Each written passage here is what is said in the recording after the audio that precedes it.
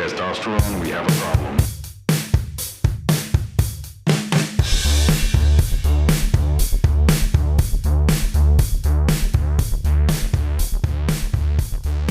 This is Outside the Manosphere, where two guys with zero credentials dive past the cliches of masculinity and try and become better friends by actually talking to each other.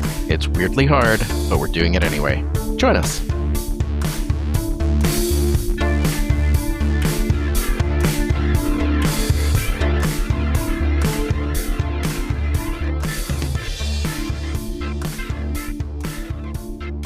Welcome to the Manosphere, and no, that's not right. You know what? That's exactly what I just said, and then you just. I think that's why I think I just copied you. Welcome to the Manosphere. Welcome to a very special edition of Outside the Manosphere. I'm Skip, And I'm Carlos. Carlos, why is today such a very special episode? Not a blossom special episode. We're not going to learn about, our periods or something like that. I don't know. But a very special episode for us. Why is it special for us? Today's a special episode, Skip, because you dragged me kicking and screaming into an interview. And I say kicking and screaming because it's definitely well outside of my comfort zone. And here we are. You orchestrated the interview of two representatives from Movember.com, the Movember organization. We'll be talking with Dr. Peter Fisher. He's a research fellow with Movember. He's on the West Coast, I believe, California. And We're also going to be simultaneously talking with Matt Capeless, who is a community ambassador in Boston, I believe, or Massachusetts at the very least.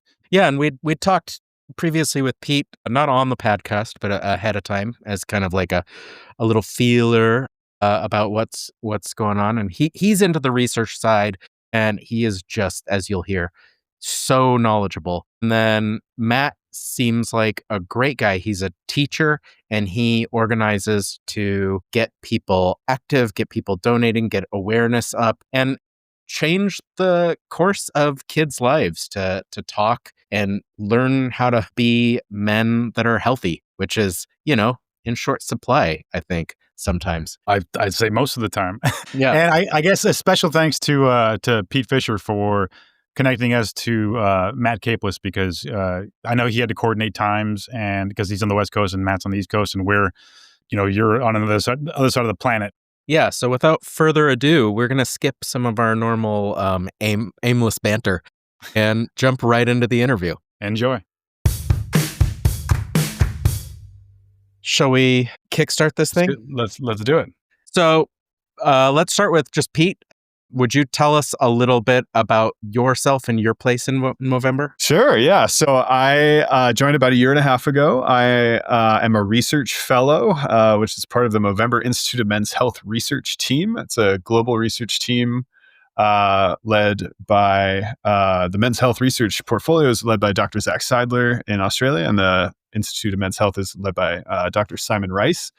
Both experts in the field of men and masculinities with clinical psych backgrounds. My background's actually social psychology, so I come from more of a background looking at social norms, social identity, and intervention approaches that tap into those kind of areas to move behavior in a more pro-social direction. And did my PhD in social psychology at UCLA in 2023, and joined Movember last June. And work on a couple of different topics there. The main project I'm working on at the moment is the development of a new measure of healthy masculinities, or healthy ways to be a man. That sounds very cool, and I definitely would love to talk to you more about that later. So what got you involved, though? Like, what kind of moved you into the program? Yeah, so, the Movember Institute of Men's Health, which is where the research team sits, and it encompasses kind of all of the programmatic work that Movember does, which is to say, like, there's a fundraising side of Movember, and then there's a program side. The program side spends the money that we raise on things like, prostate cancer registries, clinical trials, testicular cancer awareness campaigns, mental health tools and resources. And then there's also the research team that sits within that, where we're doing, novel academic research and publishing academic papers. Also putting out reports. We put out this report called the Real Face of Men's Health US report, which is kind of like a comprehensive landscape overview of the state of men's health across a bunch of different dimensions. Took a very kind of culturally inclusive lens to that across life stage, race, social class, and geography. And yeah, that's kind of the main focus. So yeah, the Movember Institute is pretty new. It started really 2 years ago as a major investment, kind of a big pivot for Movember as an organization, going from using the funds to fund external programs, working with like clinical partners, hospitals, universities, to now having an internal research team. And so that's like a new model. And so around that same time that, a couple of months after they announced the start of it, I had happened to see a job posting for a research fellow at Movember. I was like, Movember, like the mustache company? Like that was my level of awareness. And I will say this about Movember, they do have incredible brand awareness in the UK and Australia as a charitable organization. In the US, people hear Movember and they think, college guys growing out their mustache to make fun of each other, right? It's like a kind of a different touch point of awareness in the like cultural sense. But in Australia, it's like during Movember, there's like bus ads and like everybody knows that it's Movember, and they're like the local news stations are all talking about it. Here, it's like a little different level of awareness, and we're working on that through our partnerships and marketing team. So, that's all to say. Did not know what Movember was doing, but they started this really cool think tank that was very much grounded in translational research. So the whole idea is use like research that drives impact. We're not just publishing in these academic outlets to make articles that don't really have the same kind of impact as programmatic work. And so we really are trying to do all of it. So we're doing the academic research that's translating into policy research. We're working with policymakers, legislators at the state level in the US and at the federal level in other countries. And we're also kind of a strategic hub. So we're convening people, holding convenings for policymakers, other researchers, community organizations who are doing work in the same kind of men and masculinities, men's health space, but from different perspectives. And yeah, it's just kind of been, the whole goal of the Movember Institute is to elevate the profile of men's health as like a cause area and all of the things therein. So mental health, psychological drivers of health, which is kind of where I sit within the team. And yeah, so that happened to be my background of studying kind of the social norms and how that impacts men's beliefs and behaviors, often in a lot of ways that are detrimental to their well-being, where, men are kind of following the guy code, the traditional masculine kind of ideas about what it means to be a man. And it doesn't really work out well for them. It kind of ends up restricting them in ways that are, harmful to their mental health, maybe even harmful to their physical health if they're, striving to achieve a certain body type in a very unhealthy way. So that's where I was like super interested in joining this team, because the impact is not just academic, it's like real world. We're doing community organizations, partnering with like boys' schools internationally to go into the classrooms and have like facilitations and stuff. And that's really where I get excited as a researcher, is to do the research, but then also implement it. And so that's very much what the Movember Institute of Men's Health is about. Yeah, that's very cool. A lot of times academic papers just kind of like spiral around in the academic sphere, and it's like, we learned this great thing, and it just kind of goes nowhere in practice, especially in things like education and things like you're talking about. I have to ask a really serious question though.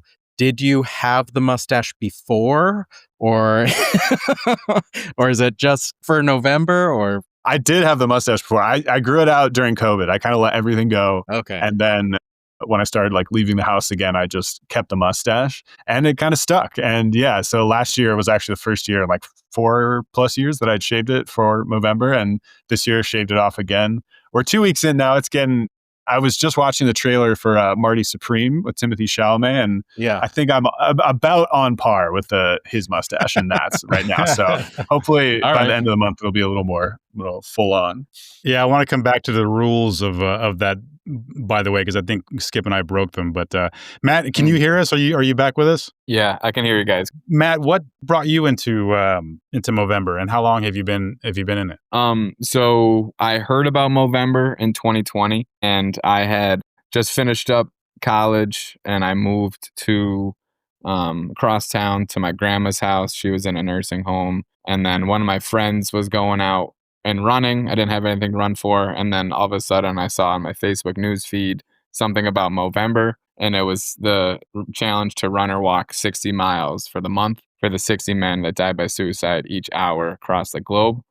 And I thought to myself, okay, this is something that I could do. This is something I could run for. And I lost a friend to suicide in September of 2015. And I knew that I wanted to do something in honor of him. And there was a scholarship that was in place in his honor at the high school that we graduated from, Pittsfield High. And I knew that I wanted to do something to try to raise money. I wanted to do something in his honor, but I didn't really know what that was going to be. So then by the time 2020 came around, I was ready for that. And then I saw Movember and knew, like, okay, this is what I can do. And that first year, I didn't do the rules officially. I had shaved, left just the mustache. It was a handlebar, but I didn't start clean shave like I have every year since. But that year grew out the handlebar, and it was still kind of incognito, if you will, with the masks that we were still masked. So I would show it from time to time, but you didn't really know that I had it until I would show you. And then I waited until the 15th of the month before I started posting about it. I wanted to make sure I was going to be able to do it before I started putting it out there that this is what I was doing. And then I kind of started, I made an Instagram page, started posting it there, and then started sharing it on Facebook. And then that spring, I was coaching track, and then had a couple guys that were asking me about it, that they wanted to get involved. So then the following year, grew up my team a little bit. And then the year after that was when we started the walkathon. So we've been doing a walkathon in November to raise money for Movember and the Aaron Cody Memorial Scholarship. So that was really cool to see that we could raise money for Movember and to do something in honor of my friend and to strengthen that scholarship, which has been pretty cool to see it grow each year. This year was our 4th annual walkathon. So it's been getting bigger and bigger each year, which has been pretty cool to watch it grow. When did you officially become, what is it? Your title's community ambassador. Community ambassador. Yeah. So this is my 3rd year as a community ambassador. So I kind of was recruited actually, because the first year with the walkathon, I just reached out to a couple of different emails on Movember, and then they got back to me, and then they both sent me to the same person. And then Keon was able to send me a bunch of stuff for the walkathon. So everybody had a little goodie bag with a bracelet, a pin, stickers. And then that spring, he reached out to me and said that he had a bunch of Movember hoodies, and he was wondering if I would be able to do something with them. So then in May, we started doing a intro to track event for Mental Health Awareness Month. And then we have some local mental health advocates and professionals on hand to talk about services that are offered locally to help to like bridge the gap. And it was just a way to try to introduce track and field, because there's not as many youth opportunities for track and field as much as there is for like basketball, soccer. You're 5, 6 years old playing these sports, and then you get to high school and you have a background, versus track and field. You show up, it's the first time you've ever seen a javelin, first time you've ever seen a shot put or a discus. You don't know how to hold it. You don't know how to throw it. So that was something that we thought would work well, because all of the hoodies were size small. So I was like, well, we can't really use those with my students in high school. I was teaching 10th grade, now I'm teaching 9th grade. So I thought if we did something for the community, we could get some younger people involved and then get them some hoodies. And it was well received. So we've done it. I think we've done it 3 years now. How do you motivate the younger kids who can't quite grow the mustache yet? So that can be a challenge. Yeah. So I have to use my teaching language. I can't say shit mows save lives, which is the slogan that Movember likes to use. But I can say even a bad mustache is a great conversation starter. Yeah. So I usually grow out my beard right after Movember and then let the mustache stay. And then I shave it back down for May. And then this year I kept the mustache the whole year, and then just intermittently shaved the beard back and forth. So at the beginning of the school year, I had a pretty good mow going. So then I had it shaved for picture day. So then I let the beard grow back. So then I had some other teachers are involved, and we're doing a mustache contest. So we did a shave down together. It was actually on Halloween because November 1st was a Saturday. So we got together on the 31st of October and shaved in the morning. And then I got a lot of reactions from the students because they're like, what the heck happened? Like, I thought you were supposed to have a mustache. And I was like, oh, we're going to start clean shave. And then they are surprised at how fast it grows. So almost 2 weeks in now. It's starting to, I'll catch the certain lighting and I'm like, okay, yeah, I got a real mustache now. But the first week, you're looking in the mirror and thinking like, oh man, is it ever going to come back? But sure enough, it will come Well, back. so we did this all wrong, Carlos. We didn't know the rules, and we both had beards, and we just shaved down to the mustache. So we were cheating.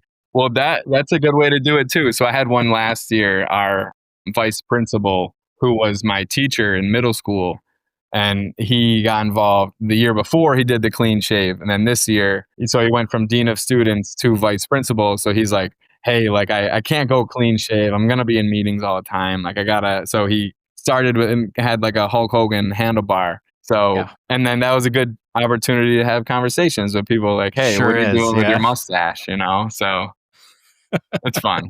Yeah. Some students can grow it better than others, but Yeah. not a whole lot of upper lip hair in the high school. Well, so I was reading through your profile on the Movember page that Pete had sent us, and you had mentioned that there's a quote from you where you say that you started a club, a men's health club, and you said they're not always talking about a men's health directly, but they're making connection with each other and making the message clear. Look out for your friends. And I was wondering at these walkathons, and you said I think the last one had about 200 people. What's the communication? How does the relationship and connection evolve? So this year was the second year that we had both. So there's two high schools in Pittsfield High, where I graduated from. That's where Aaron and I went. And then now I teach at Taconic, which is across town. So there's a pretty good, like healthy, like sports rivalry head to head, which gets some good juices going in the athletic fields. But it's great to get the two schools together. So we had some guest speakers come and give speeches. Some that have talked about their own journeys with mental health. Some are talking.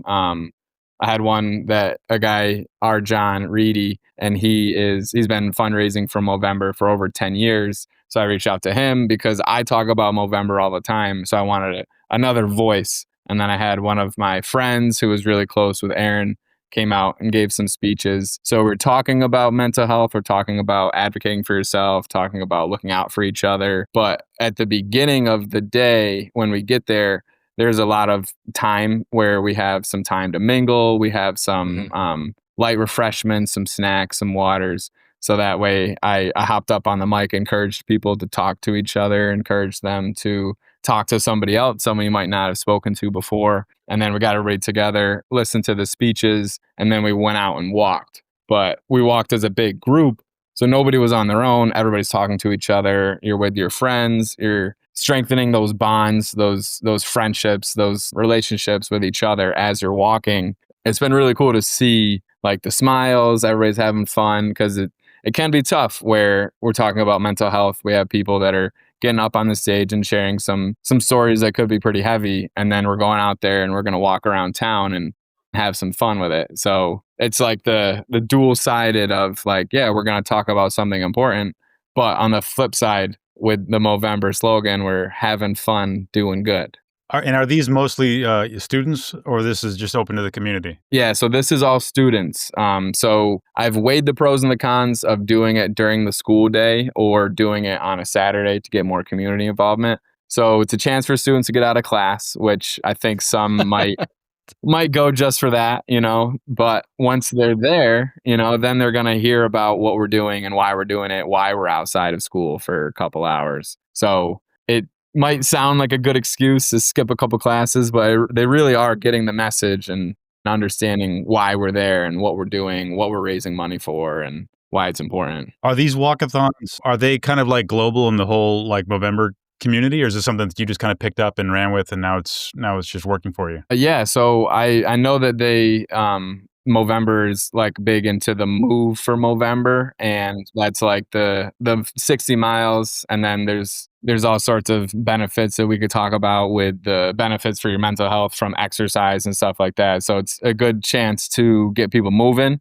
But I actually had a student that was in a club at school called Link Crew. So it links juniors and seniors with incoming freshmen at the beginning of the year, helps them to get their feet wet in the school, helps them to learn a little bit about what it means to be in high school and making connections with some upperclassmen. So that way they're walking through the halls, they have some familiar faces.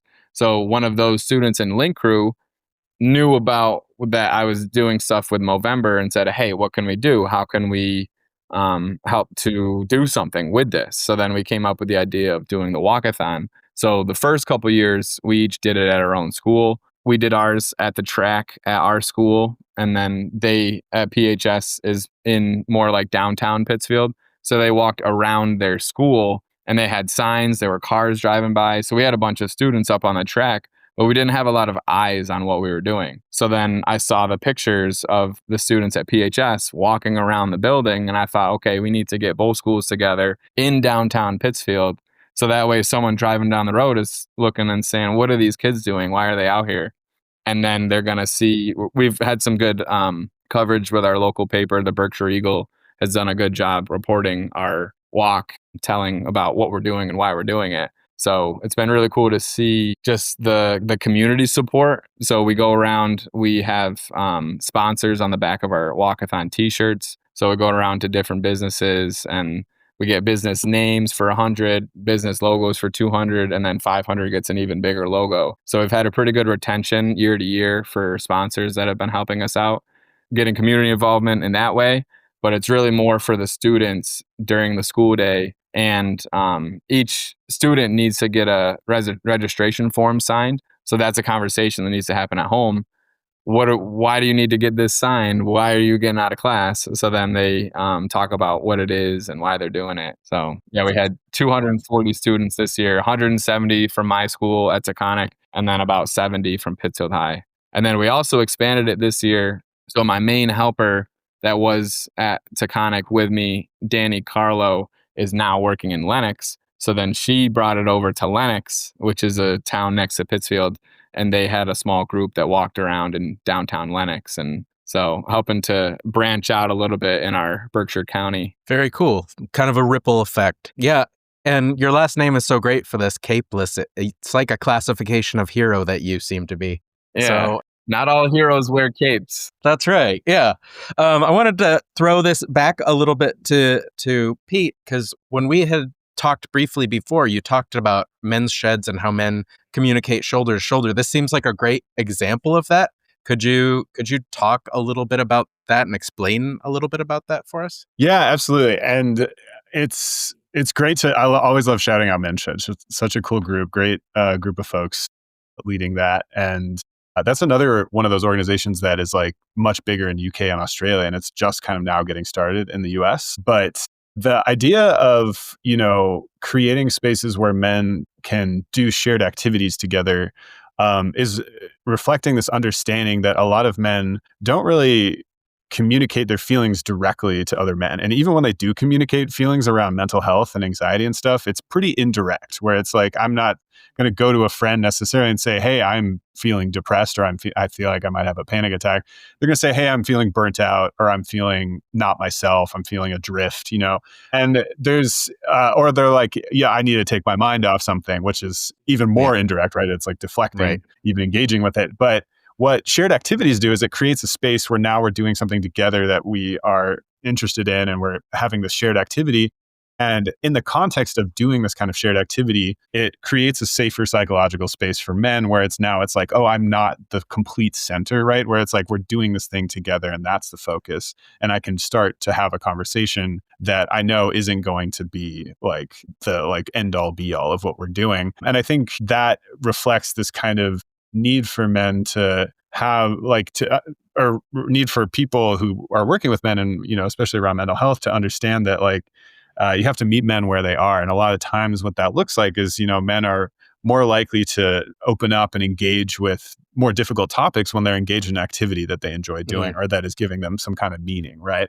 And so what Men's Sheds does so well is that they, have woodworking, they have community service and things. So it's a mix of kind of these more like hobby, hands-on things, or like community-driven stuff like volunteering with food banks and, local parks and things like that, to just create spaces where you're doing this thing together, there's that like natural social connection that comes from doing something with other folks who, share those same values. And then in those spaces, then those conversations can really like flourish and take off. And that's where they're seeing a lot of the benefit from, like, that's where they would introduce maybe like, hey, like just checking in, like the difference between asking somebody like how they're doing when you're just sitting across from them and that's all there is versus like when you're both engaging in something is pretty meaningful when it comes to, men and how they are kind of navigating these conversations. Well, and if our podcast is any model, we tend to run off on tangents. So if you're talking about woodworking or whatever, you inevitably find yourself talking about something that maybe is deeper and more important.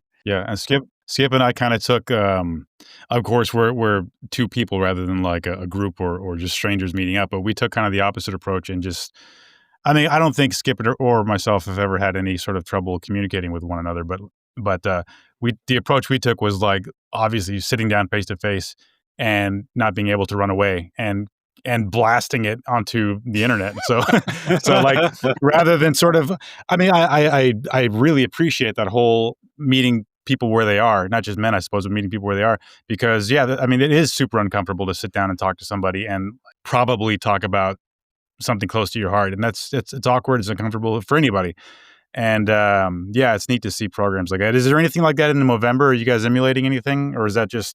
Oh yeah, there's so many programs. I'm glad you asked, because there's an amazing like suite of programs that we're doing through this partnership with a community organization called Laureus Sport for Good, where we're partnering with like local community organizations who are doing different sports, but it's like adding in a layer to these programs where it's already centered on coaching and, helping out folks in traditionally under-resourced communities.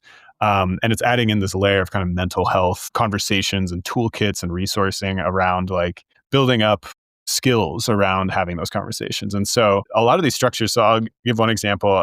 In San Diego, we're working with this group called United Women of East Africa Support Team, and they are doing some basketball clinics with young men in the East African community down there. And for that, it's great because, basketball is already very structured. There's a lot of, kind of back and forth between the coaches and the mentors and the students. And to just add in, this idea of like, to be an effective team, you need to be able to check in on each other. And what does that look like? And so sport is one of those natural touch points, right? Like talking about doing things shoulder to shoulder. It's also where a lot of boys and men already are. And that's not to say it's completely inclusive. There are plenty of, young people who are not doing sport.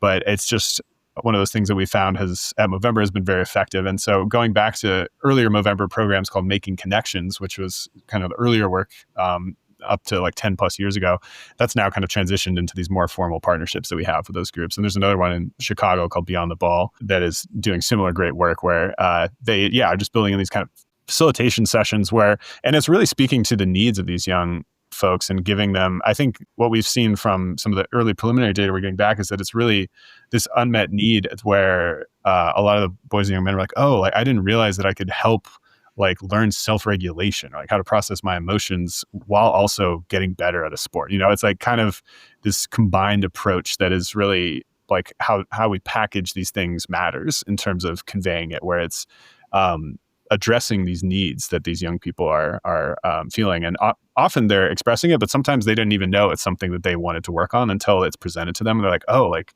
this is helping me feel better and like helping me make connections in my own personal life.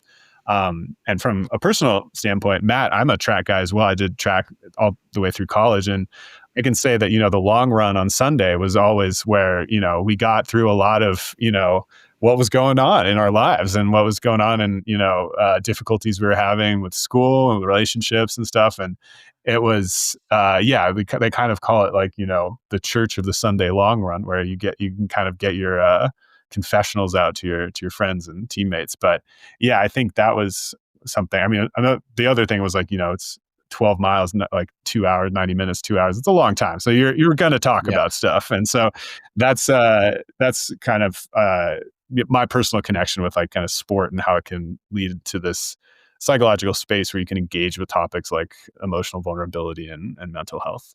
Matt, I wanted to come back to you real quick. And one of the things that was on the webpage that I was reading is a quote from you saying, showing emotions is part of being human. And you're talking about all these kind of positive talking about hard subjects and vulnerability and showing emotions for young men. Do you get a lot of pushback or any kind of pushback when you're kind of professing these things, or what's your experience with that? I haven't had a whole lot of pushback, but I did have one time a couple years ago, a coworker, colleague, another teacher in my school we were doing registration for the walkathon in the cafeteria. So we had a couple of students and myself talking about the walkathon, trying to get people to sign up. And then I had the teacher say to me in front of these two students who I think were sophomores or juniors at the time, and said, "What are you doing? What are you doing for these boys? Like you're trying to tell them to show their emotions, so they can get made fun of?" And I was like, he kind of like walked away, and then I used that as a talking point to these young boys, and I was like, "Hey, like this is what we're going up against. Like this is a guy who grew up with a lot of older brothers in a time where it was frowned upon to express your emotions. You were weak if you talked about, struggling." And so I use that as a chance to talk about, like, not everybody's going to be on board with what we're doing, but we're going to find enough people that are hearing what we're saying and they're going to take it with them and then bring it wherever they go. And then the next day or a couple of days after, I had another conversation with that teacher, and he was like, "Hey, I hope you know I was just giving you a hard time about that." And I was like, "Hey man, like, that's okay, but like, you said that to me in front of these guys. Like, this is something that they care about too. And you're going to put down the work that they're putting into what we're doing here." And I was like, like, if you want to talk to me about that, we can talk about that. But don't, like, he kind of like did it for the audience, and it's Yeah. kind of like, hey man, like, this isn't the audience that you're looking for right now. These guys are backing what we're doing, and this is something that matters to them. So we don't really get a whole lot of pushback. We do get some where I've had a couple interactions with some female students that are like, "Hey, how come all you care about is men's health?" And I'm like, well, that's not true. I'm like, I'm advocating for men's health because that's been something that hasn't been spoken up for in a long time. But if, like, we need girls on our side, like, we can't do this by ourselves.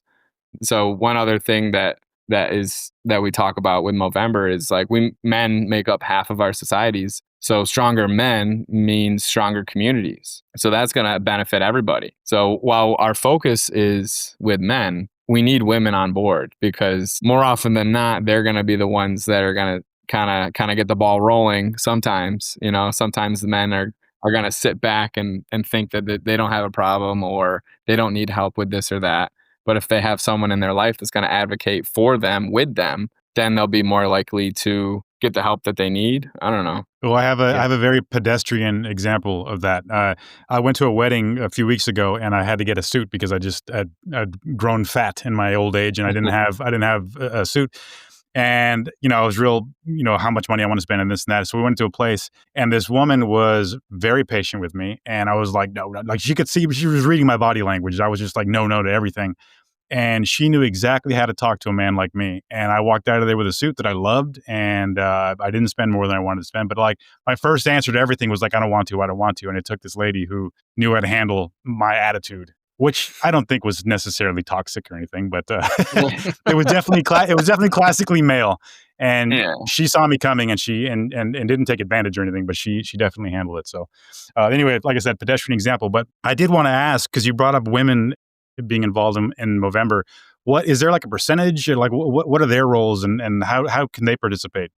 So I know, just speaking from the community ambassador perspective, we do have a couple community ambassadors that are women, and they're rock stars. They are a couple Movember legends that are doing a whole lot of fundraising and hosting events and all around the country. I've been fortunate enough to be able to go to Caitlin Towers' event. She's a rock star fundraiser. She hosts an event called Joey Fest in honor of her brother who died by suicide. And I've been fortunate to be able to go to her event in the Boston area. This year was at Sam Adams Brewery, and that was pretty cool. And so I've been 3 years for that. She is in Washington, D.C. now. So she actually started a Movember club as well because she's a high school teacher. So we've talked back and forth about how to do that. And then she also did an event at the Movember headquarters in Santa Monica in the spring. I think it was in June.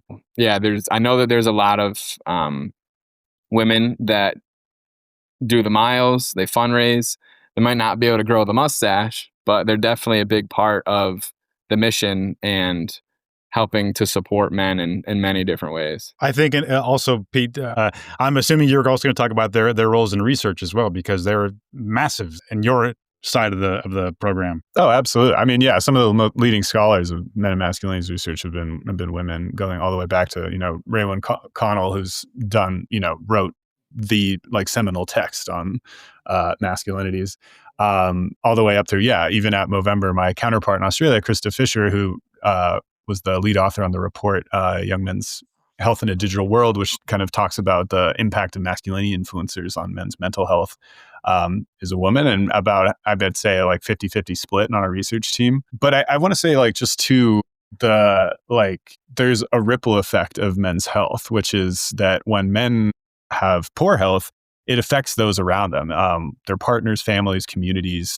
employers, and so that is often disproportionately affecting women, right? And there's this concept of man keeping. I don't know if either of you have heard that, but we've talked about it. Yeah. Yeah. Okay, great. Yeah. That's this interesting idea, right? That, women disproportionately take on this emotional labor that's due to men's thinning social networks and things. And that's an interesting thing. I could do I could talk for a long time about man keeping and kind of that conceptualization. But I mean, what's true is that there are people, caregivers of men, who are putting in work, both emotional and otherwise, to keep men healthy.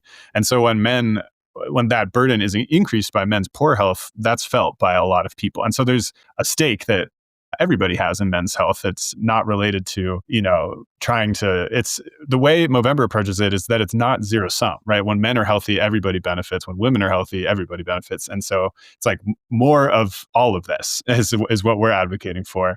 But as Matt referenced, men's health is kind of the masculinities lens, and looking at men's health through the lens of gender, that hasn't really been done, at least in the US, in kind of a public health systematic way. And so that's kind of one of the things that at Movember we're advocating for, is this more gender responsive approach, which is ranging from, just understanding how men talk about these things and where men are going when they have issues related to health, all the way up to, creating policy that reflects these lived experiences of men. And so, yeah, I think it's not zero sum. Men's health affects everyone, and when men are healthy, everybody benefits. Yeah, I know that we've talked extensively about really around the problems of men not being healthy and feeling able to confide and talk and be vulnerable and things like that, whether it's man keeping or, gosh, I don't know, we've talked about a whole bunch of different things on here, but even and it happens with women too. I come from a WASPy family that didn't talk whether you were a woman or a man, but we're all familiar, and I've kind of come to realize how many people have been touched by male suicides. And, being stronger doesn't necessarily mean muscles. A lot of it is about being able to take care of yourself. And that really does lift a burden off of other people, because it's something that can be really hard for families and friends and things like that. You did mention something that I wanted to circle back around to. You talked about the digital and online environment. And that was something that you said, both you and I know you've studied, and Matt has a good finger on the pulse of being a teacher. I'd love to hear kind of the good, the bad, and the ugly of what's going on. Yeah, I can speak to it kind of at a high level, and maybe Matt, you can kind of chime in with what you're seeing from your work with students. But the report I mentioned earlier, the Young Men's Health in a Digital World report, was kind of Movember's first foray into understanding, the effects of engaging with masculine influencer content online on mental health and kind of men's beliefs around dating and, the future. And what the overarching question was what are young men getting out of this engagement with masculine influencers? And, to define masculine influencers, we're talking about kind of what you would expect. We're talking about the kind of traditional masculinity narratives around. And I understand if you're not not wanting to name people because it might be bad. Yeah, not to name names, but you know who I'm talking about. But it's people who are advancing narratives around masculinity. They're very couched very much in traditional masculine norms. There's a lot of misogyny as well. There's a lot of very restrictive beliefs and very narrow kind of articulations of what it means to be a man, both in like physical strength, financial success, being a provider, being strong, having power over women in one form or another, right? And so we cataloged a bunch of these influencers, and then we commissioned a survey across the US, Australia, and the UK. So it was over 3,000 young men across these markets, over 1,000 each one. And what we found was really interesting, which is young men who regularly engage with masculine influencer content, which I should say across all three of those countries was around 2/3. It was, I think on average, it was like 62% of young men are engaging regularly with at least once a week with masculine influencer content. And what we found was that it correlated for men who regularly engaged with the masculine influencer content compared to men who did not. The men who did engage were more likely to have positive attitudes about their personal and social circumstances going forward in the future, but actually reported worse mental health. So higher rates of anxiety, feelings of hopelessness, feelings of disconnection. And I think that really nicely encapsulates kind of the state of affairs at the moment, which is a lot of young men are looking for structure and guidance around these questions as simple as, how do I get a girlfriend? How do I find love? How do I get strong? And then what those questions lead them into these spaces where they're faced with these narratives where they find answers to those questions, but they also take a toll on their mental health. Yeah. And so it's kind of these on-ramps into the manosphere that are so interesting for us. But what the influencers do is they cultivate this kind of positive, optimistic outlook, and it just doesn't translate to better mental health in the long run, and which are in this context of this study. And in fact, some of the things that we know are buffers for mental health, like better social connection, is actually at odds with what is being, instructed to them. And so very interesting stuff there. And we're also seeing something that is, there's a lot more, as you would expect, like men who are engaging with this content tend to have more traditional views about gender roles and beliefs about women and romantic relationships. And they have more negative and limiting attitudes towards women in those contexts. And they see things as very zero sum, which again aligns with the narratives that these masculine influencers are pushing, where it's like, you have to be successful or somebody else will be more successful than you, right? And they have a very kind of black and white worldview, and that is conveyed. And what is troubling to me as a researcher, kind of like a meta point here, is that these masculine influencers are essentially selling these ideas as like silver bullet to or like 3-step plan to becoming a successful man or becoming a masculine man. And these young men are drawn to it because it provides structure in an uncertain world with shifting gender dynamics and politics.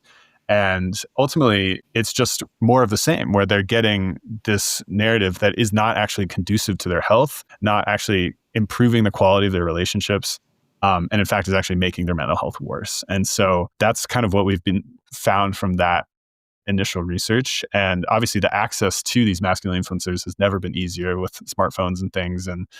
And it's kind of become a currency as well among young people of understanding the current trends and things because these influencers have such massive platforms and influence. And the last point I'll make here is that we asked some follow-up questions, and one of the ones that I found most interesting as a researcher, which is what we asked young men, like, how likely are you to take what this influencer is saying and apply it to your own life? And for some of the influencers, we broke this out by the influencer. For some of the influencers, it was over 50% of the people were saying that they're taking this advice and then following it. And that's astonishingly high for an action rate, right? If as a teacher, I would be amazed if I said, here's how to study, and a quarter of the class followed through on that. But these masculine influencers are occurring this incredibly high action rates. Again, this was self-reported data, so we don't know for a fact if that's what they're saying. But even the fact that these young men were self-reporting that they see this as relevant enough to their lives that they want to apply these things is really interesting. And I think, again, speaks to that fact that they really do want that structure, and that's what's being supplied to them by these masculine influencers. Well, it's sort of, these guys are sort of your classic snake oil salesman, right? Here's a complicated problem. I'm going to give you a really simple answer. And yeah, I'm going to try that really simple answer. That seems like a thing that's worth a shot, for a lot of people. Exactly. They're taking this very complex understanding of what does it mean to be a man, what does it mean to be a good person, and they're condensing it down into something that they can package and sell that doesn't actually have anything to do with what they're peddling. So yeah, it's frustrating, but again, there are more counter narratives out there now. There are people who are kind of debunking these, and it's kind of inspiring to see more of that. And of course, that's grown out of young men who have gone through this and have not been like, or have come out the other side and been like, this was actually a net negative for me of following this advice or like listening to these people. And Will Adolphi, who's one of the young men who's highlighted, his stories highlighted in that report, has a great story of just kind of getting sucked into that world, and how upon leaving he realized that it was all just like smoke and mirrors essentially of getting you to buy in. And the last piece of that is like, it's not just, you and this masculine influencer, it's the whole community of people who are following these influencers. And that's attractive as well to young men because it provides, if not real social connection, a sense of social connection that a lot of young men are really seeking out, and is, especially post-pandemic, has been hard for young men to achieve in their lives. That sounds like a great time to go to Matt and hear his response to how he's perceiving all this and seeing this in schools and with young men. Yeah. So one thing as a teacher, so I teach 9th grade PE and wellness. So we talk a lot about stuff online, and I try to tell the students, like, when you're looking something up, don't just take your first source as fact, right? So if you're going to look something up, you want to look up 2, 3, maybe 4 different things and try to find different perspectives, because you want to think about, okay, who is telling me this information? Why are they telling me this information? Are they trying to sell me product? And then, so if you are looking at it with that lens, you look at something where they're giving you the pros and the cons, that might be a more reliable source. But then something Mr. Capeless, what if I liked the first answer? Well, that's the problem, right? So you're going to look at your first answer and you're going to run with it. And then I think what can be tricky too with social media is the more that you engage with something, anything, right? You start looking at puppies on your feed, you're going to see more pictures and videos of puppies. You start looking at these male influencers, and then you're going to start seeing more and more videos that are saying the same things, maybe a little bit differently. And then it starts to shift a little bit more in a way that you didn't really want it to. And then these things just keep popping up on your feed and you can't really get away from it. Now, I'm going to pull this into a little bit of my background with the statistics. And what you're talking about is like shifting somebody's Overton window. And that's like this window basically for what seems reasonable. And by putting more and more of this kind of crazy content into it, it starts to normalize, and it starts to sound like something that makes sense, and it starts to sound like something that's a reasonable thing because you hear it more and more. So like as they shift that Overton window for kids, and especially kids that are very moldable and searching desperately for answers, and in puberty, everything is terrible for a while for a lot of people. So like you're going to reach on to anything that you can, but by making it seem more and more reasonable, then it's going to start grabbing you, and it's going to start getting a certain percentage of people, I imagine. Yeah. And it makes me think of, I'm not sure if you guys are familiar with there was like a limited series on Netflix called Adolescence. Oh yeah, I watched that. And it was brought to my attention through Movember because I know that they did a lot of table talk with when they were releasing the episodes and everything. And it was very interesting to look at with the perspective of teaching and seeing these students and then seeing what do they think is okay or what do they think is reasonable. And then you see that play out. And then it's kind of crazy to watch it unfold, what actually happened or what didn't happen or why it went that way or how he felt that he needed to act because of his peers and he didn't want to, do the wrong thing or not be a man or whatever. But yeah, it was interesting watch, I would say. So Matt, as an educator, and I know that your students are a little bit older than the main actor in that show, but not by much. Did you recognize that character? And I don't want to say any of your students, but like, have you encountered personalities like that, like in your time recently, anyway, as a teacher? It's hard to say like a specific, but I could definitely see how that could play out with somebody who is just looking for connection, looking for. I mean, it can be scary with what is online, and somebody, you might think you're talking to somebody, and it might not actually be that person that you're talking to. And Right. it's, you don't really know, you think that you're talking to your friend, but it could be somebody else on the phone. And it's telling them what to say. And then you end up showing up somewhere, nobody's there. I don't know. Like it can be tricky with trying to navigate the real world and the virtual world and the overlaps and the integration. And Well, have you noticed also as an educator, have you noticed a big shift? I guess not necessarily the definition of masculinity, but like how like Gen Zers are coming up versus like guys like me and Skip who were teenagers in the 90s where Elderly. Yeah, we're elderly. Yeah. yeah, I think nowadays the kids are a little bit more like apathetic to everything almost. Like it seems like the perspective of like it's cool to not care. And there's kids that just don't care about anything no matter what. And then it's hard to like make that shift to then being like, hey, like it's actually cool to care about things, like, so the ones that get involved when we're talking about Movember, we're talking about men's health, then they have something that they're a part of and they have a mission that aligns with their viewpoint. But I think it can be tricky or a little bit scary where people don't really have something to connect to. And then they find something online that speaks to them at that moment. And then they found a new community where they're now online and they're joining these chat rooms or doing this and that. And then they feel that connection, but it might not be truly beneficial in the context of what they should be like engaging in, but they feel that connection. So then it's like, oh, this is something that I'm a part of. But one thing that I would say, like, so I'm also a coach. I coach golf and then track. I did coach basketball, but taken a couple of years off.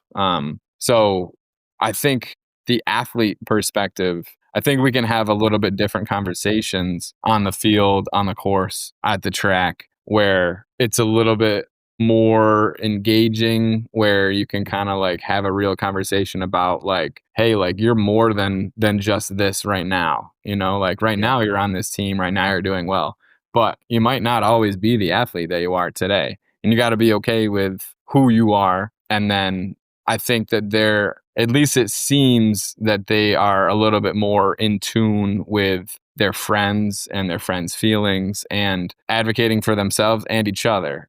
At least in a small context like that, where before it was a lot more like negative, where, hey, like man up, like quit being a baby, like people would, brush off things like that, where they didn't think that it mattered, didn't think that it was important.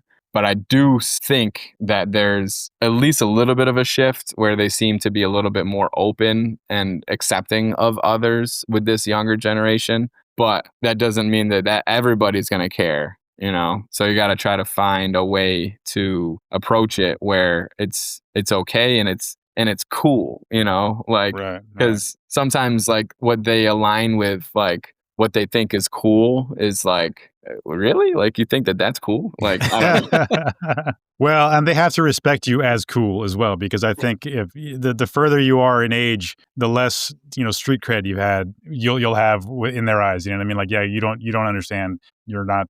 What is it? 6'7" now? Is it Yeah. You sounded very cool just now. Yeah. What do the kids say nowadays? 6'7". Yeah, that's aura. Yeah.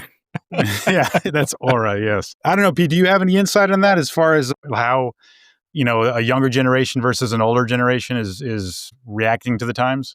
Yeah, absolutely. I mean, the life stage focus is so important because, as you're pointing out on this call, like there's very different kind of circumstances, like at a like zoomed out, like at a cultural level, right? And like thinking about recessions and politics and the rise of social media and AI and the pandemic, those have all hit us at different kind of points in our lives. And when we think about the younger generation, like current high schoolers who were in middle school at home during the pandemic, which is such an important time for identity development and peer beliefs. And it's being separated from your peers at a time when what other people think about you is one of the most important things from a developmental standpoint is really difficult and not something that, we had the infrastructure to help these kids navigate those feelings, right? And so there's a lot of kind of figuring it out that's happening. And I think what we've seen with, the rise of social media and TikTok and things, especially with Gen Z, there's been a lot more opening up about mental health, which has definitely been a departure from previous generations where there was more stigma attached to talking about it. And now it's more out in the open. And social media has actually helped kind of spread that, I would say, that's a narrative that's now out there that did not exist before. But yeah, there's so many factors. Again, it's difficult to pin down any one thing that is affecting it. But I think when you do look at the life stage of, people who had already gone through the developmental process of, figuring out what it means to be cool and also still have passion for their hobbies, and or people like me who just were not cool and, figured it out much later in life. And then the pandemic hitting at a moment when you maybe have more kind of self-confidence or resources to be able to navigate something like that that's difficult, and losing your peer connections does not necessarily affect your social trajectory in the longer term as it would more for younger folks. I think that's something that's important to remember and think about in kind of the current discourse, is that everybody was at different points in their lives when things like the pandemic and these recessions and everything were affecting them. And with the rise of technology, it's rapidly changed how we both talk about and also treat mental health issues. There's an enormous percentage of young men. I think it's something, I don't know the statistic off the top of my head, but I've seen 40% of young men are using ChatGPT and these AI platforms to for mental health support, which is really interesting. And yeah, maybe setting off alarm bells, Skip. I can see your reaction there. But and that's something that at Movember we're actually investing quite a bit into understanding. So this next year we have a whole line of research on a new, essentially research portfolio we're opening up on AI companions and young men and young men's online behavior around AI to kind of better understand the impacts that those things are having. Because there really isn't, this is how fast it's advanced, there's no research on these things, right? They're just being released into the wild and then people are then studying them, right? And so that's the other thing, is that, there's such a rapid advance of things like social media and things that are, primitive brains were not designed to be engaged in that degree constantly. And it creates all these negative mental health effects of comparison and, burnout and just misperception of what is cool and what is normative, right? Where that's something we're seeing in the Real Face of Men's Health report, is that we call it the perception gap when it comes to, we asked men 2 questions about a range of health things, where it's I personally value talking about my emotions with others. And then the other version of that question was, most men in America value talking about their emotions. And there was consistently a big gap between men almost always individually felt that was something they valued, but thought that men writ large in the country were not as supportive. And that perception gap, when every individual man is saying, I value this, but other men don't, that's a problem, right? Because now it's got this misperception of kind of what's happening. And so I think to some degree that is fueled or accelerated by technology, right? Where these narratives around these things, the loudest voices are not representative necessarily of what a majority of people are actually feeling. And yet they reinforce kind of norms or beliefs around that unfortunately tend to kind of fall back into this traditional rigid gender roles that aren't really adaptive for especially young men to be falling into to actually address mental health issues. So one of the things I'm kind of hearing from a bird's eye view is there's a lot of apathy, but it sounds like it's also a false apathy, because and when I'm listening to this, apathy for this generation feels like a good survival strategy, because you look at the economic landscape, you look at COVID, you look at the wars in the world, you look at so many things going on. Apathy sounds like a really reasonable survival strategy. But it's like this false apathy where they are reaching out to things in ways where they want to have connection and they want to have this meaning, but in the way that it's, you're talking about these perceptions, Pete, about like, well, it's okay if I want to talk about these things, but they don't want to talk about these things. So they're stymied and, they're turning to unhealthy or avenues where they feel like they have connection, whether it's AI or whether it's through communities that follow these male influencers or anything like that. So I'd like to kind of start to wrap things up. We've been dragging you guys through this for a while. So what's something in the online space, and maybe I'd like to hear from both of you, but that's good that you can point people toward? It's funny. I pride myself on being like a strengths-based researcher where I like try to focus on, what are men doing well and what can they do better. But when it comes to, social media and AI and the effects on mental health, it's really tough to have a strengths-based lens. I will say, and Matt, you actually were speaking to this a little bit, so I'll turn it over to you in a second, but the idea of using AI and these tools to build digital literacy is super interesting, where it's understanding kind of like the limits of what AI can actually help you do. And that's maybe like kind of zooming in on one specific technology topic, but I think I've seen some creative work around that, where there's like narrative change work happening from really great folks in the space in men and masculinities, where they're trying to kind of demonstrate, kind of undermine the narratives that exist around like there's only one way to do this, and then they're showing like actually there's many different pathways to having good health, feeling masculine, being perceived as masculine by your friends. And so there's people poking holes in that, and I think it's some really cool short form stuff. I'll shout out somebody who's a friend of Movember, is Brendan Kwiatkowski's handle on Instagram is Remasculine. He does a lot of these great videos where it's like a little clip of an influencer saying something, and he's like, here's what the data says, and here's why this is not how you should go about this. And he's great because he works in schools. He knows how to engage young men. And I think we need more of that. And he's using social media, right, to get that message out. And it's kind of this idea of what we call it like pre-inoculation, where it's either people who are just starting to get engaged or they haven't really fully engaged with these ideas, but then they see this first, this person who's kind of myth busting it before it becomes established. And that's really cool. And I love that approach where it's like, it's taking away the power that these narratives have, because one of the reasons that they're attractive is that it's like, this is the only way to do it. And when all of a sudden it's like, no, it's not. It's like that message needs to get out there more. And there's folks like Brendan who are doing awesome work at kind of building up that media literacy, showing there's multiple pathways to being a man. It's a more holistic kind of approach to masculinity and health. And so that's one thing. I got there. There is one good thing out there that I can talk about. Matt, do you have another one? Yeah, I would just say, like, similar to like what Pete was saying, is there's a lot of great information out there, but it's just a matter of, are we able to find it, right? So are you able to access valid and reliable information, or are you going to be somebody that's going to click that first link and then you're going to spiral down with that information, and then you're going to go and find something else that's related to that first thing. So, well, yeah, like you're finding the answer to your question, but is that the best right answer? Like it's not like math where everything's black and white. It's more like English where there's a lot of gray area and it's choosing the best right answer. There might be 3 or 4 good answers, but that might not be the best right answer. So being able to access this information, I think, is going to be critical, because I think at least it seems like there's a little bit more of a shift in, like, not everybody has to know everything anymore. You just have to be able to find the information. So if you're able to access great information, then you can engage in the conversation. But you could also access not great information and then engage in a completely different conversation with other people that are going to align with what you found, but is that the conversation that we want to be having, So I don't know. I think it can be tricky, but I think that and then the other thing too with AI is now you're going to be able to create, like, you're going to search something and then they're going to tell you exactly what you want to hear. And then it's like, okay, well, is this really what I need to hear? Or is this just what they think I want to hear? So I think that can be a little bit tricky as well.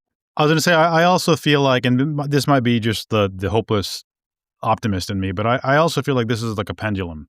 And like, I think of the early days of the internet where it was just the Wild West, and it kind of tapered off and things leveled. And it was there was never balance because there was always kind of corporations in charge of it all. But like, I don't know, it wasn't toxic the way it is, the way it's become now. And it's just so far to one direction that I feel like it's just a matter of time before it becomes popular again to be, kind and good. And being an asshole is going to be become out of fashion. And that's, like I said, maybe it's naive of me, but that's kind of how I look to the future. Yeah, I've got a quote on my classroom, and a big poster says, "It's nice to be important, but it's more important to be nice." Yeah, I like it. Very nice. Yeah, and coming back to both kind of like what you were saying, Carlos, about things getting nice again. It's not an exact analogy, but one of my favorite comedians is Steve Martin. And when Steve Martin was coming up, he said everybody was doing very serious, very hard political humor, and eventually they're going to want something that's just silly, and I'm going to be silly. And I think it is. It's sort of that pendulumatic swing, right? We've had enough of this shit. We've had enough of this poison. So I think that's probably a good place to end our conversation about this. But there is something that we like to finish our shows off generally with, guys. Before we do that, though, if someone wants to get involved with Movember or contribute or become employed or however they want to do it, like where's a good place to start? Movember.com. That's all you need. If you want to donate, fundraise, learn more about the work we're doing, Movember.com will get you started. Yeah, Movember.com, create a Mo space, join a team, start a team. I'll give you a plug for my team, MJ Cape for Movember. I got an Instagram handle. I got students that share their runs. So then I'll share it on my story. Instagram, it's cool. Now Movember, each of their locations has their own page now. So there's the main Movember page, and then there's Movember USA, Movember Ireland, UK, Canada, Australia. They've all got their own pages now, which is pretty cool. So that way you can see your more localized content. So then they're going to share stuff. We have community ambassadors all around the country that raise money. They host events. So if you are looking for an event, you can go on Movember.com, find events, and then there'll be an event that's close to you. You might want to join. Maybe you make new connections. Then you'll be able to start your own team or join a team. But yeah, Movember.com is a great place to start. Okay. Skip, sorry, I interrupted. No. I almost forgot the most obvious important thing. So there's something that we usually like to end our shows with, and it's just part of talking to each other. It's part of being positive. It's part of kind of shaping your world. We like to end our shows with your joy of the week. And so I know it's kind of a thing that puts you guys on the spot, but maybe Carlos and I will start to give you guys a little time to think and go from there. Sound good, Carlos? Okay. And like I said, or like Skip said, this is putting you guys on the spot. I had time to think about it because I don't like stumbling around, but it's a minor joy. But every year, so I'm living in Canada now. It's kind of been a life goal to be up here. I don't know why. I love. I first came to Canada when I was 20, and I just loved it. And I thought one day I wanted to live here, and here I am. But that's not my joy. My joy is I've always wanted to see like the Aurora Borealis and like the northern lights. And I don't know what's going on recently, but I guess all these sunbursts and this past few years, every year there's just like a show. And this year, it's all the way down to like Arizona. Like it's way down there. And unfortunately, the past couple of days, it's been really cloudy in my areas. I haven't seen really anything. But I keep seeing people posting all over the internet and the groups that I'm in here in New Brunswick. And they're just like, this is amazing. I can't believe this. And yeah, so even though I haven't really been able to enjoy it, it's been a joy to see other people enjoying it. So yeah, I'm really happy that I'm getting to see these northern lights after all these years of wanting to. Well, I have tried to see the northern lights many times. We've been to Iceland. We've been to all the Scandinavian countries. I've never seen them. I'm going to someday. Well, my joy for the week, actually, and I don't know whether it was just like we've been doing this for over half a year now, talking about connections and things like that, or whether I was, reading Matt's story or getting ready and thinking about the things we had talked to Pete about before. But I started messaging friends the last couple days that I haven't written in a while, and just like having conversations, which I've never been really good at. And so I had a friend that just moved back to New Orleans, and he's, in a stressful position because he just found a place to live. He's looking for a job and things like that. And I just was like, hey man, have you like gone to some of your favorite haunts? Have you gotten the good food? Because like I've been to New Orleans and the food's really good. And so he was like, you know what? I haven't. And he spent the rest of the day going. He saw the Mississippi. He went to breakfast. He sent me some photos. He was like, thanks for that, man. It really like relaxed me and made me appreciate being here again. And that just felt like a really good thing. And I reached out to a couple other people and talked to them, but it was all very good and positive. And I'm just doing better at manicuring my relationships, and that feels good. That feels joyous. Yeah. And either of you guys, anything pop up in your heads? I've got one kind of top of mind, but Skip, Carlos, so great hearing yours and very heartwarming stuff. So aside from obviously being on this podcast and talking with you all, which has certainly been a joy, my partner and I actually put an offer in on a house on Monday, and it was accepted the same day. Wow. So, but that's not the joy. That's actually much more of a stressor, I would say. But It's a responsibility. Yeah. the joy, the joy came later in just talking with my partner, Ashley, and I had this moment of realizing like this is something I could not have done on my own. And through my relationship with this person who I love very much, we were able to accomplish something that was like had seemed like out of reach for a long time. And we did it in a way with like empathy and communication and like getting over obstacles together and just problem solving. And it just like I had to take a step back from like all of the paperwork and just be like, this is pretty incredible that we're able to do this. And I don't know, it's just like the beauty of a relationship. And so I'm kind of like basking in that a little bit at the moment. That's fantastic. Congratulations on the offer being accepted, and what's to come. You have to fill that house up now. Yep, that's the plan. Congrats on the new digs. So this is pretty good timing for me.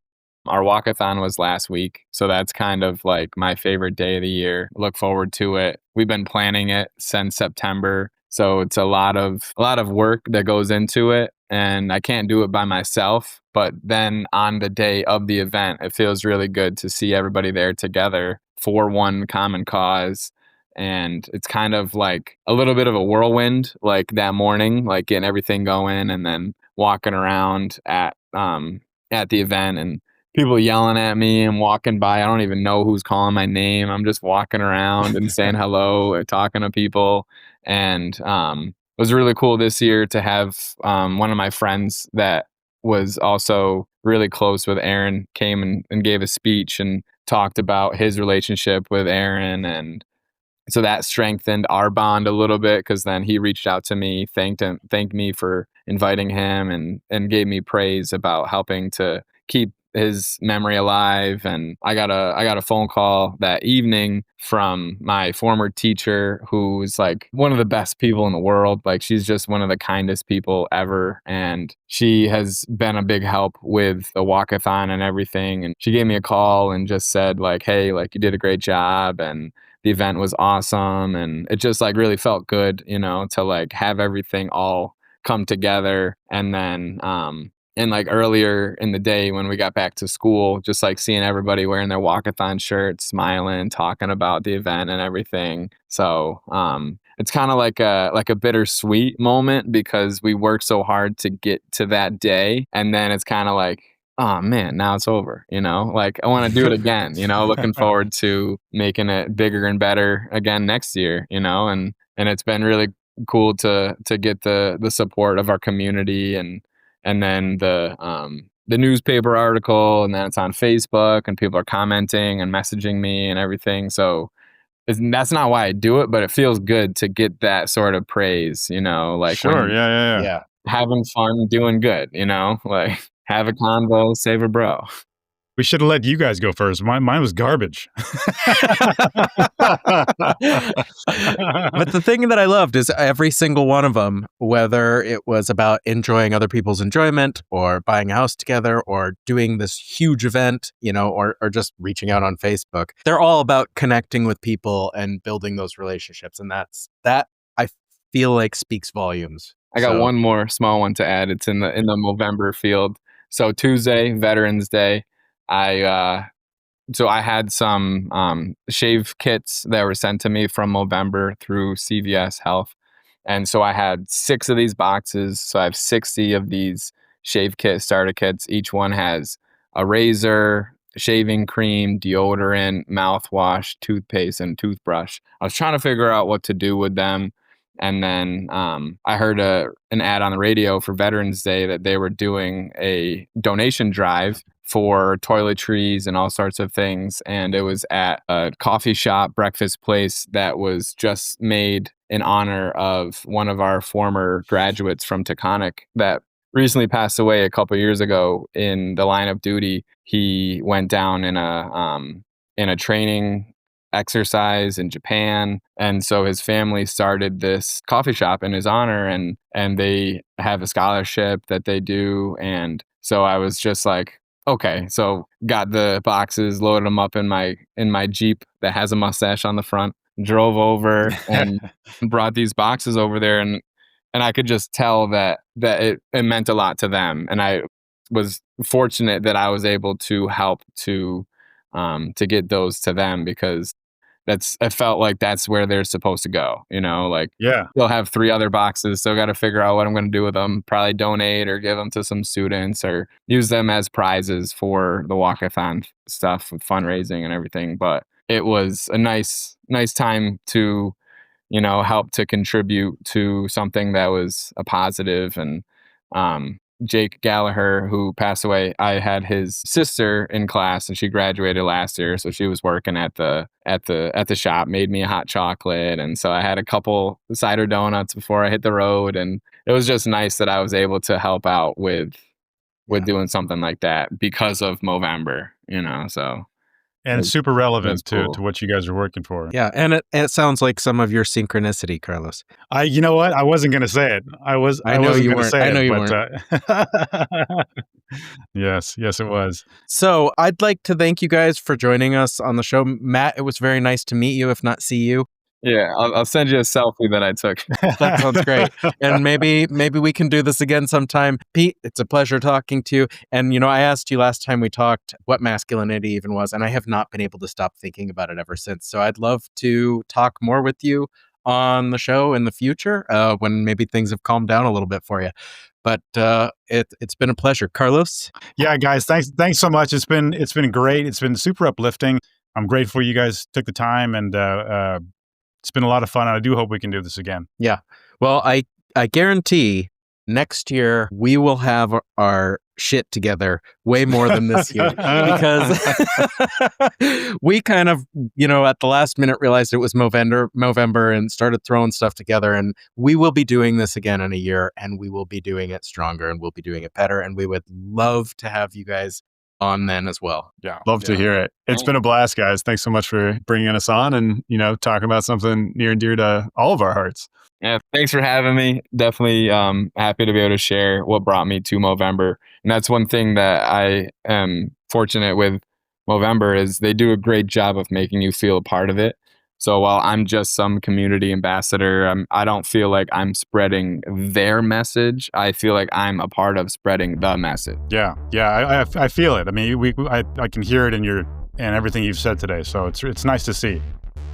Thanks for joining us. New podcasts every Wednesday. And if any part of the show has resonated with you, let us know at outsidethemanosphere@gmail.com, Instagram, Facebook, and YouTube. Please like, rate, subscribe to the podcast, YouTube channel, or recommend us to a friend. We hope you'll come back. Bye now.